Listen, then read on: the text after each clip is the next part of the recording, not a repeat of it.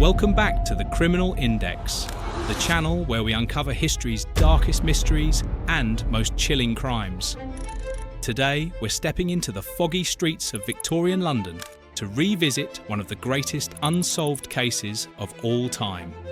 This is the story of Jack the Ripper, and why the manhunt to catch him failed.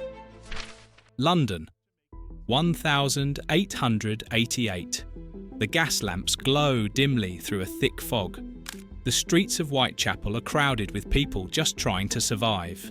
Poverty, overcrowding, crime. It's a rough place. And it's here, in this environment, that one of the most infamous killers in history appeared.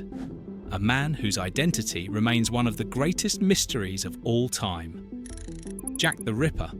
Tonight, we're diving into the story of the brutal murders, the desperate investigation, and why, despite the world's first great manhunt, Jack the Ripper was never caught. It all started in late August 1888. The body of Mary Ann Nichols, known as Polly, was found in Bucks Row. She had been brutally murdered. At first, the police thought it might just be another killing in a violent neighbourhood. Whitechapel wasn't exactly safe, but soon another murder followed, and then another.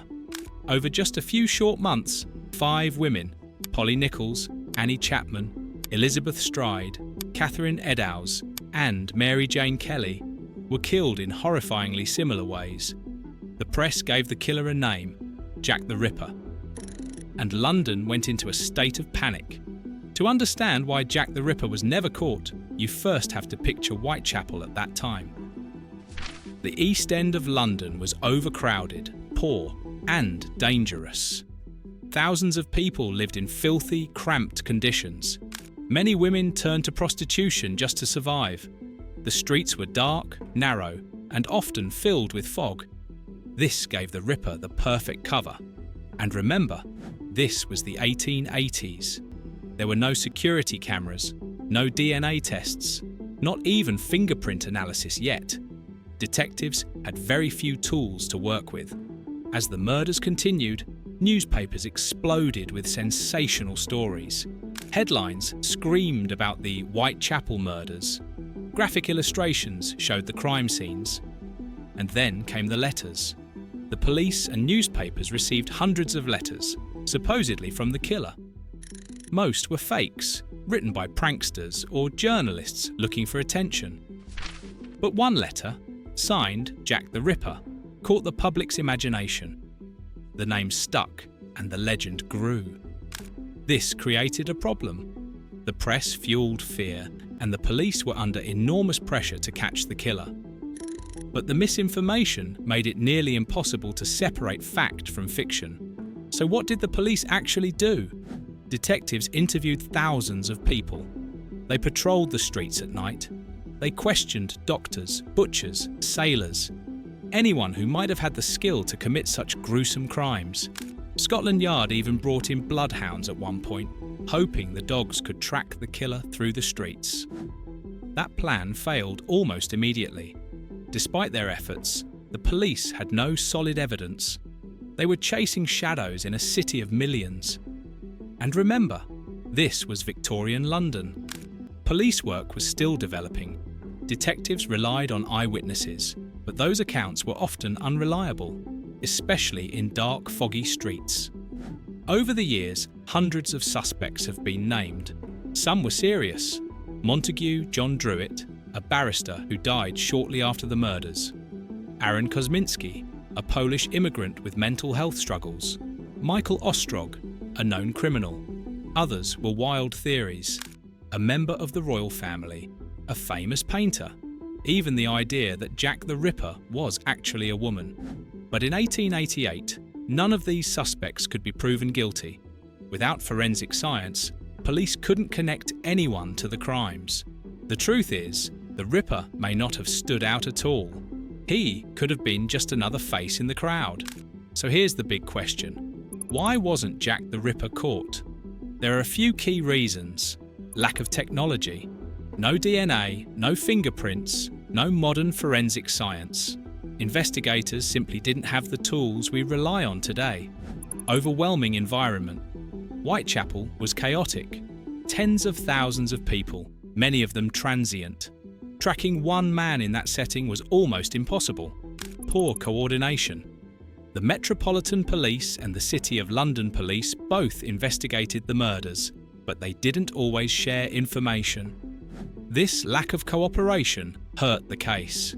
Media frenzy.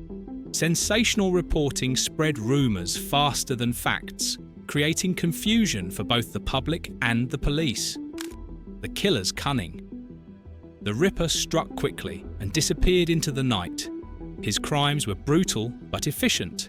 He left behind almost no trace. Combine all of that, and you have a recipe for a manhunt doomed to fail. By late 1888, the killings suddenly stopped.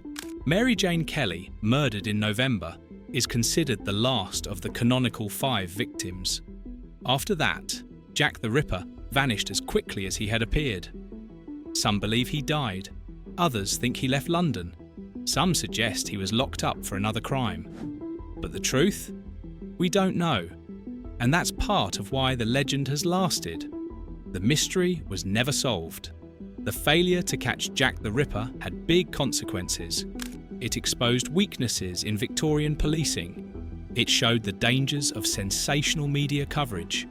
And it left the public with the terrifying idea that a killer could vanish without a trace. Today, Jack the Ripper's case is studied by criminologists, historians, and amateur detectives. Books, movies, and TV shows keep the mystery alive. But beyond the fascination, there's a serious reminder here. The victims, Polly Nichols, Annie Chapman, Elizabeth Stride, Catherine Eddowes, and Mary Jane Kelly, were real women living hard lives in desperate conditions. Their stories deserve to be remembered, not just the name of the man who killed them. So, what do we take away from this story? Jack the Ripper was never caught because the world wasn't ready. The tools, the coordination, the understanding of criminal behaviour, it just wasn't there yet.